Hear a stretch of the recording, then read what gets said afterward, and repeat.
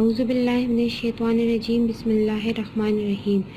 Starting with the great name of Allah, who is the most merciful and the most beneficent. Assalamu alaikum, dear student. Hope you all will be fine and safe at your home. Welcome to Physics Grade 9. This is the book of Khyber Pakhtunkhwa textbook board Peshawar and unit number 5, gravitation. In our previous lecture, we done the example number 5.3 and assessment number 5.3, the value of the G at the sun surface and free fall at the moon. Today's our topic is variation of the G with altitude. So let's start. Variation means change, altitude means height. Whether the value of the G changes with the height or not. तो हमने पढ़ा था अपने previous lecture में, if you remember, कि हमारे पास ये surface of earth है, तो अर्थ अपने इर्द गिर्द क्या क्रिएट करती है, इस रीजन में वो एक फील्ड क्रिएट करती है, और उस फील्ड को हम किस चीज़ का नाम देते हैं, उसको हम ग्रेविटेशनल फील्ड का नाम देते हैं।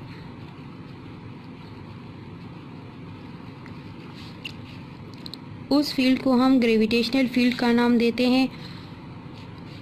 और हमने ये भी पढ़ा था कि ये फील्ड हर एक पॉइंट से अर्थ सरफेस पर क्या कर रही है, एक्ट कर रही है, चाहे वो किसी भी पॉइंट से हम ले लें, हमारे पास ये हर एक पॉइंट से अर्थ सरफेस पर एक्ट कर रही है। अब जितना हम इस रीजन में रहेंगे, ये जो रीजन हमारे पास है, इसमें हम रहेंगे तो फील्ड हमारे पास क्या होगी, स्ट्रॉन्गर होगी। ठीक है। अब अगर हम इससे अवे चले जाते हैं, दूर चले जाते हैं, तो फील्ड हमारे पास क्या होगी, फील्ड हमारे पास वीकर हो जाएगी। ठीक है। तो लेट कंसिडर कि हमारे पास अब यहाँ पर एक इक्वेशन हमने डिराइव करनी है इसके लिए, कि हमारे पास किस तरह से इसकी जी की वैल्यू में वेरिएशन आती है। ये हमारे पास हो गया अर्थ, और यहाँ पर हमने रख दिया एक object of mass m on the surface of earth, और मास ऑफ अर्थ हमारे पास है me। यहाँ पर हम लिख लेते हैं कि consider an object of mass m be placed on the surface of earth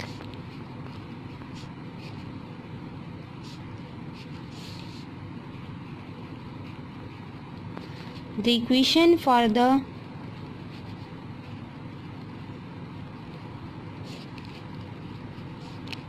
mass of earth is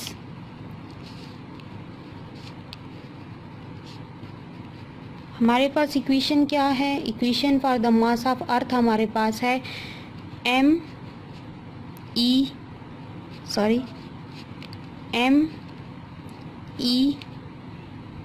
is equal to g r e square divided by capital G। यहाँ से लेकर यहाँ तक अर्थ सेंटर और ऑब्जेक्ट के सेंटर के दरमियान के डिस्टेंस को हम आर ई यानी रेडियस ऑफ अर्थ के टर्म से डिनोट करते हैं। G हमारे पास ग्रेविटेशनल एक्सेलरेशन हो गया, और G हमारे पास कैपिटल G जो है वो ग्रेविटेशनल कांस्टेंट हो गया। ये हमारे पास हो गया इक्वेशन नंबर 1। अब अगर यही ऑब्जेक्ट हमारे पास है जिसको हमने सरफेस ऑफ अर्थ पर रखा था, अब इसको हम मूव कर रहे हैं एट द हाइट h, ये हमारे पास पहले पड़ा हुआ था। अब इसी ऑब्जेक्ट को हम यहाँ पर मूव कर रहे हैं, किधर, हाइट h पर। ठीक है, ये हमारे पास हाइट h पर चला गया। ये वही मास है हमारे पास, mass of earth is denoted by me। Radius of earth हमारे पास आर ई के बराबर है। तो अब हमने क्या करना है कि now if we left the object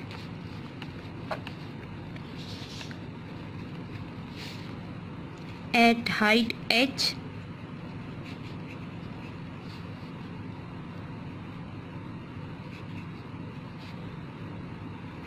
from the surface of earth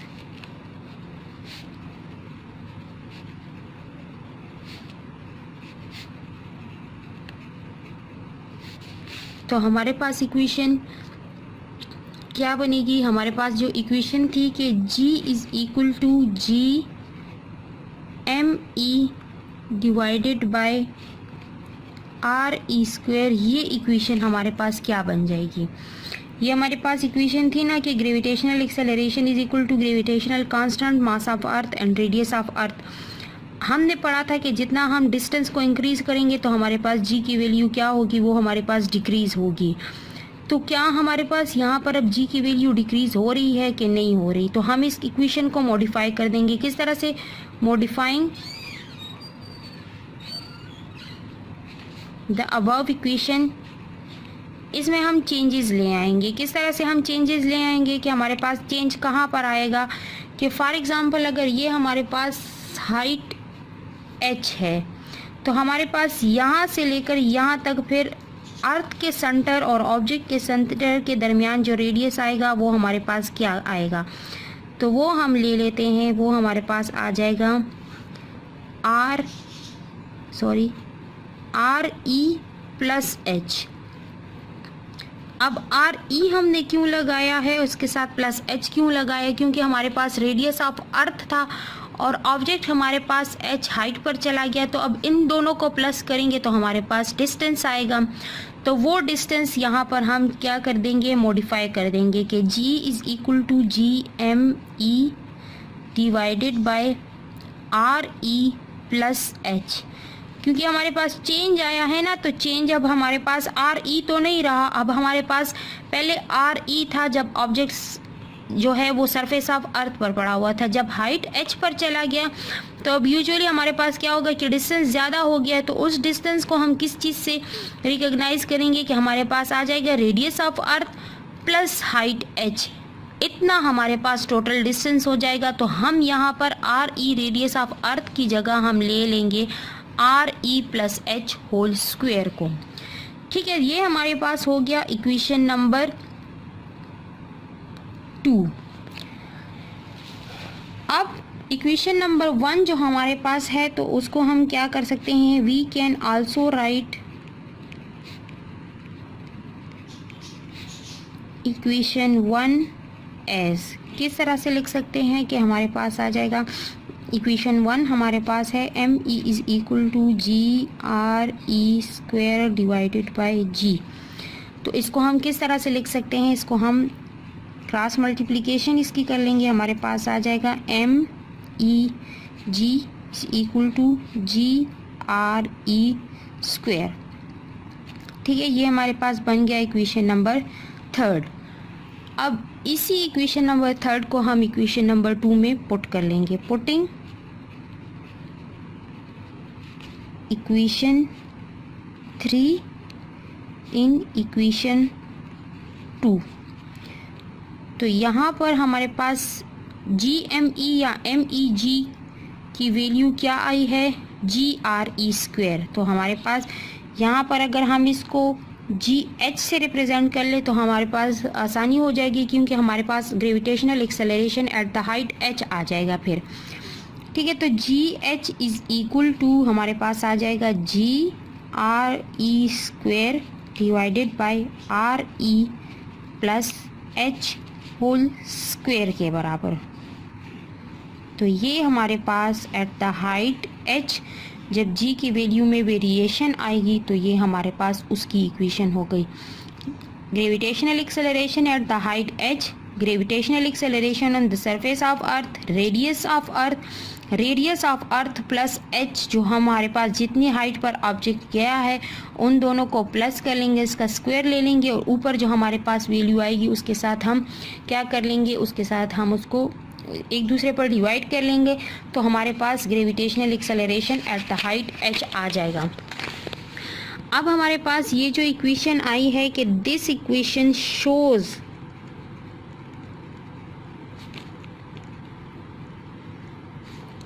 as we move the object away from surface of earth, the value of G decreases. जिस तरह से मैंने आपको फर्स्ट फिगर में बताया ना कि हम फील्ड के करीब रहेंगे तो हमारे पास जो है फील्ड स्ट्रॉन्गर होगी, अगर हम अवे चले जाएंगे तो हमारे पास फील्ड वीकर हो जाएगी। तो ये हमारे पास क्या होगी कि जी की वैल्यू हमारे पास डिक्रीज होगी अगर हम away from the surface of earth चले जाएं। और ये चेंज हमारे पास कहाँ पर फील होगा? The change in the value of G is significant, useful होगा हमारे पास कहाँ पर? Only at very large distance. अगर हमारे पास कम डिस्टेंस होगा तो हमें ये चेंज फील नहीं होगा, लेकिन अगर हमारे पास डिस्टेंस ज़्यादा होगा तब हमारे पास ये चेंज हमें फील होगा। किस तरह से कि फॉर एग्जांपल ग्रेविटेशनल एक्सेलरेशन हमारे पास इसकी value on the surface of earth है 9.8 मीटर पर सेकेंड और मून पर इसकी वैल्यू हमारे पास है 1.6 मीटर पर सेकेंड स्क्वायर। तो कंपेयर कर लें इन दोनों वैल्यूज़ को, आपको पता चल जाएगा कि हमारे पास चेंज कितना बड़ा आ रहा है जब हमारे पास हाइट जो है वो ज़्यादा इंक्रीज़ होगी। बुक पेज नंबर 139 की तरफ देख लें, यहाँ पर आपके पास है variation of the G with altitude. Variation means changes, altitude mean height. The value of the G at a given place depends upon the distance from the centre of the earth. कि G की value हमारे पास किस चीज़ पे depend करती है? Distance of the object from the centre of earth. Greater the distance from the centre of the earth, smaller will be the value of g. जितना हम earth surface से दूर जाते जाएंगे उतनी हमारे पास जी की वैल्यू कम होती जाएगी। Equation 5.3 shows that the value of the g varies inversely as the square distance। हमारे पास g जो है उसके साथ हमारा जो इन्वर्स रिलेशन आ रहा है वो हमारे पास है कि g is equal to G M E divided by R E square. ये इक्वेशन थी हमारे पास, इन्वर्स रिलेशन है इन दोनों के दरमियान। तो अगर हम डिस्टेंस को ज़्यादा करेंगे तो जी की वैल्यू कम होगी, और अगर हम डिस्टेंस को कम करेंगे तो जी की वैल्यू हमारे पास क्या होगी? वो इंक्रीज होगी। Let gh be the value of acceleration due to the gravity at the height h from the surface of earth, so we can modify equation number 5.4। Equation number 5.4 हमारे पास क्या था कि ये इक्वेशन नंबर 5.4 हमारे पास है g is equal to G M E divided by R E square. This was the real equation. अब उन्होंने इस इक्वेशन में चेंजेस किए हैं। किस तरह से चेंजेस किए वो मैंने आपको बता दिया कि सेंटर ऑफ अर्थ और हाइट h के दरमियान हमारे पास फिर जो टोटल डिस्टेंस आएगा उसको हम लेंगे, तो हमारे पास यहाँ पर जो हाइट h पर जो ग्रेविटेशनल एक्सेलरेशन होगी g की जो वैल्यू होगी वो हमारे पास आ जाएगी। G H is equal to G M E divided by R E plus H whole square, equation number 1। Equation number 5.3 can also be written as g is equal to G M E divided by R E square. इस equation को हम लिख सकते हैं by cross multiplication, हमारे पास आ जाएगा g R E square is equal to G M E. ये हमारे पास हो गया G M E is equal to ji R E square. Put equation number 2 in equation number 1, तो हमारे पास आ जाएगा g H is equal to ji R E square divided by R E plus h. Equation 5.6 shows that 5.5 है, यहाँ पर mistake हुई है। Shows that as we move away from the centre of earth the value of G decreases. जितना हम centre of अर्थ से दूर जाते जाएंगे हमारे पास जी की वैल्यू क्या होगी? डिक्रीज होगी। The change in the value of G is significant only at a very large distance. जब हमारे पास डिस्टेंस बहुत ज़्यादा होगा तब हमारे पास ये चेंज जो है वो हमें फील हो, वरना तो हमें ये चेंज फील नहीं होगी, क्योंकि हमारे पास जितना डिस्टेंस ज़्यादा होगा, जैसे मैंने आपको बताया ना कि जी की वैल्यू सरफेस ऑफ अर्थ पे 9.8 मीटर पर सेकेंड है और एट मून हमारे पास इसकी वैल्यू 1.6 है। तो there is a large difference, क्योंकि हमारे पास डिस्टेंस बहुत ज़्यादा है, तो इस वजह से हमें चेंज भी फील हो रहा है। सीखने और पढ़ने का अमल जारी रखिए और वीडियो को बार बार रिप्ले कीजिए ताकि आप लोगों को अच्छे से समझ आ जाए। Thank you so much. Stay blessed and अल्लाह हाफिज़।